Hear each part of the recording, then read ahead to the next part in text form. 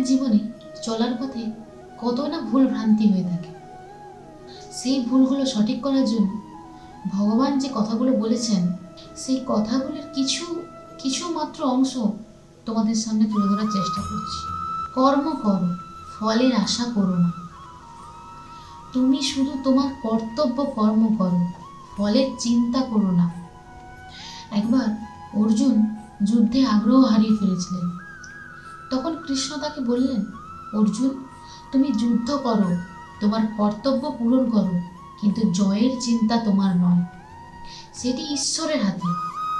আমাদেরও আমাদের কাজ করতে হবে, কিন্তু ফলাফলের জন্য উদ্বিগ্ন না হয়ে তার জন্য ঈশ্বরের উপর নির্ভর করতে হবে।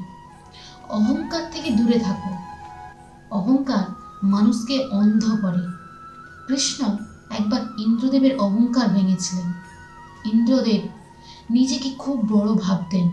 কৃষ্ণ গোকুলবাসীদের ইন্দ্রের পূজা বন্ধ করতে বলেন এবং গিরিরাজ পর্বতের পূজা শুরু করতে বলেছিলেন। এতে ইন্দ্র রাগান্বিত হয়ে বৃষ্টি শুরু করেন। কৃষ্ণ তখন গিরিরাজ পর্বত উত্তোলন করে গ্রামবাসীদের রক্ষা করেন।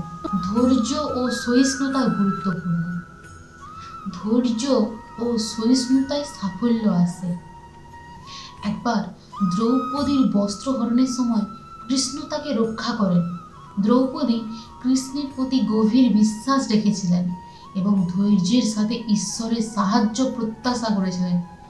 তার ধৈর্য ও বিশ্বাসের কারণে কৃষ্ণ তার সম্মান রক্ষা করেছিলেন। মনে শান্তি রাখো, ক্রোধ থেকে বিরত থাকো। ক্রোধ সব কিছু ধ্বংস করে। কৃষ্ণ একবার অর্জুনকে শেখালেন, ক্রোধ মানুষকে অন্ধ করে দেয়। কুরুক্ষেত্রের যুদ্ধের সময় অর্জুন ক্রুদ্ধ হয়ে সব কিছু ভুলে গিয়ে ধৃষ্টদ্যুম্নকে আঘাত করতে যাচ্ছিলেন। কৃষ্ণ তখন তাকে থামিয়ে শান্ত থাকতে বললেন এবং অর্জুন জিতেছিলেন।